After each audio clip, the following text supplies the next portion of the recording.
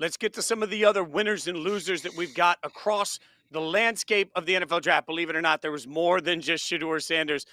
But also, I love talking about quarterbacks. So, gentlemen, winner or loser on Aaron Rodgers. And we're going to define some of these, but I really want to get your opinion from both of the guys, because if we're looking at one of the more interesting stories, we all thought that the Steelers would take a quarterback. They haven't taken a quarterback. No work was done on that. So, Aaron Rodgers, winner or loser, C-Rob, right now as we sit moving forward? I think you split the difference because you saw the Vikings acquire Sam Howell. So that closes the door in Minnesota. Like that, everybody was waiting. They're like, okay, they haven't added that backup to JJ. As long as they haven't added an experienced backup to JJ, there's still a chance that Rodgers could end up there and JJ could end up being the backup in 2025 if JJ somehow falters in the next couple of weeks. Nope, now they've added that piece. JJ McCarthy as backup. So Minnesota's off the table for Rodgers. But the upside of it is obviously the Pittsburgh Steelers have not addressed quarterback in a way that should really scare Aaron Rodgers at all. And I've said 100 times, and I'll keep saying it, he's going to be their starting quarterback in 2025. This is the strongest message we could have possibly received. And the second they passed at 21 on a quarterback, I was like, okay, Rodgers, that's it. He's locked. Like, he's great. They don't have a second round pick. They can't get a quarterback at any point that's going to be able to meaningfully walk in off the street and start. And even Rodgers has said, like, hey, I told them where I'm at. They told me where they're at. He even said, I asked them to tell me if they're moving off me, which suggests that he's planning to be there. He's planning to play football. So I think he's a winner in the sense that he's definitely got a team. And the pathway is completely clear for him. It just might not have been the absolute best team and roster he could have landed on. Yeah, I think it's a win for Aaron Rodgers because all doors could have been closed. If the Steelers draft Jackson Dart, let's say, and the Minnesota Vikings still go ahead with their plan with trade with Sam Howell, then there's no landing spot for Aaron Rodgers anymore, and he might just be stuck.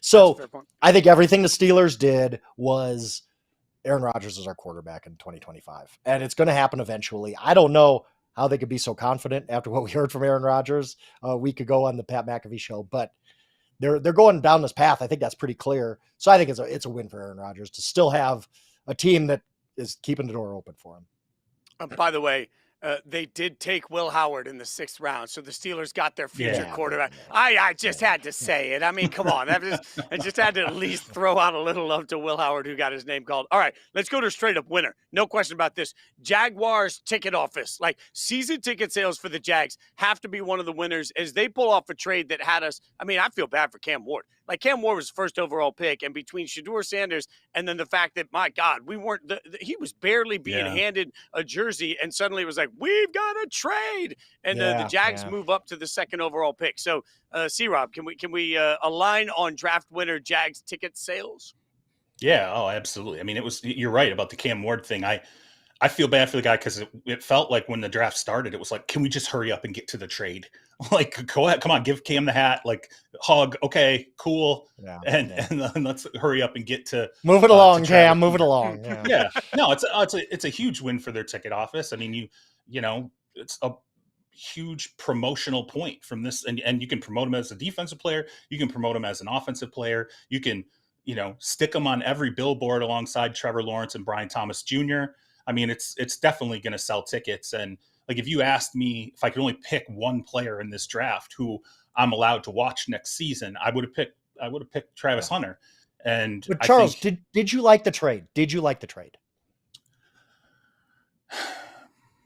It's hard because I'm the guy who our boss Al Toby still gives me a hard time for talking about the Will Anderson and Houston Texans and saying basically Will Anderson needs to be Von Miller for this to work out. Well, he's kind of looked a little bit like Von Miller, so good for him. But I'm always against when you're giving up on these trade value charts such a surplus. They gave up what amounted to the 8th overall pick of the draft in extra, in surplus.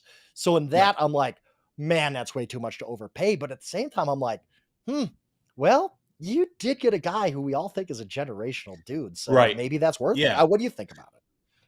So the way I look at it is we've never seen a guy like this before. So if you're going to overpay, if it's going to be a situation where you throw a lot at it, and it was going to take that, by the way, Browns weren't moving off that unless they got yep.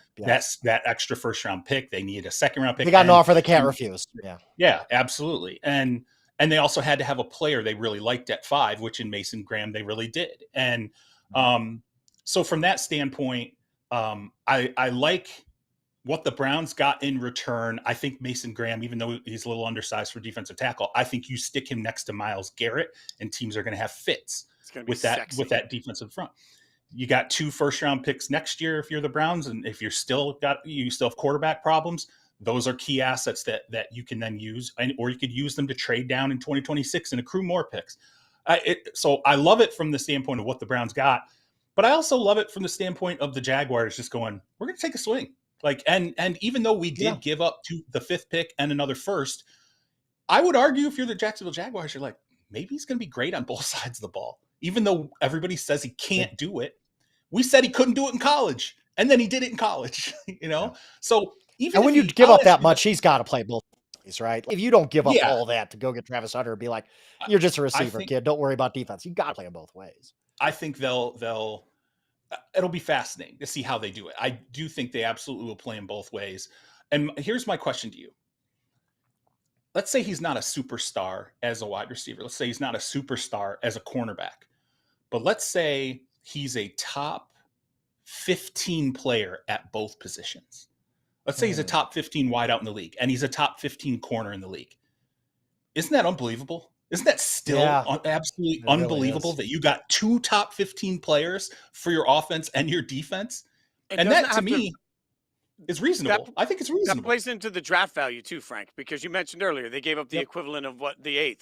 All right, well, if you gave up essentially, if you gave up this year's first and next year's first, but in the process you got a top 15 player at 2 different positions, that's worth it. Or if you buy some of the love that we've given, where like this guy could be the next Justin Jefferson, I'd ask if the Jags could give up this year's first and next year's first to get Justin Jefferson on a rookie deal. Would they not do that? Right. So I think in that sense, as much as look, and then the other part of this is things haven't gone all sunshine and roses so far for Trevor Lawrence. Like while Trevor Lawrence, I'm not like, he doesn't eat a lot of the blame. I mean, my God, like you're getting a quarterback. You paid extra things to play with at this situation to give him an opportunity to really excel. So that's why frankly, I don't really care about the value they gave up, because I think they're taking a huge swing at getting something that could be generational. If it's not generational, it'll still be the most interesting circus show that we've seen. Like, it makes the Jags relevant. I like this in a lot of different ways. Do you remember? I'll tell you this. Real quick, Frank, just let me interject here. Mm-hmm. I was sitting there and I was thinking about, like, have we ever seen an athlete who's told you just can't be everything? You don't get to be everything. It's how it is. You know who it was? When Michael Jordan came into the league, he thought, I can be defensive player of the year. I can be the league's leading scorer. I can hear all these things I can do. And at the time, people were like, can't do that. You don't get to be the best defensive player on the floor and the best offensive player on the floor. That's not how basketball works. And that's what he was. That's how special he was. So if that is the type of talent that he represents, if he's like a Michael Jordan type where we just never saw it coming, like we never thought we could see a guy do it in college, never thought we could see a guy do it in the NFL, and he does that, you give up the world for him. Like, at that point, it doesn't, that benefits Trevor Lawrence, it benefits the front office, the ticket holders, benefits Jacksonville in general. I mean, that is a win that I think you swing for as hard as you possibly can. I thought you were going to answer instead of Jordan was Bo Jackson. Because everybody, baseball season, join an NFL team mid-season and be a running back for them. Come on, like that's silly. Oh yeah, and then he did it. That's like, true. Yeah, so yeah, that's the kind of guy. That's the kind of potential we're talking about, right? Like, to do something nobody else has ever done. I will say this: I am mad about one thing. The past few weeks, thinking about the season coming up and writing my previews and all that, Jacksonville was one of those teams on my radar of maybe this is this year's Commanders, where they just take a huge leap. They're not in a tough division. They have a lot of things going for them. New coach, new blood, kind of new blood in this system. And now they go out and get Travis Hunter, and everybody's going to, I think everybody's going to jump on that bandwagon. I think this Jaguars team could be really good, like good enough to win a division. Let's put it that way, and make the playoffs. I think that Liam Cohen, if he's what we think he is an offensive guy, man, they're going to be really fun to watch. They're going to be really exciting this year. I'm going to be the stick in the mud on that, Liam. Like I hear Harmon say the same thing a lot about Liam Cohen and why I love all this. I'm sort of in a wait to see it mode for the Jags. That makes me the stick in the mud, though. Jags fans, be celebratory. It doesn't matter. You've got plenty of time to figure it out. Let me move to Joe Burrow. Let me ask you guys.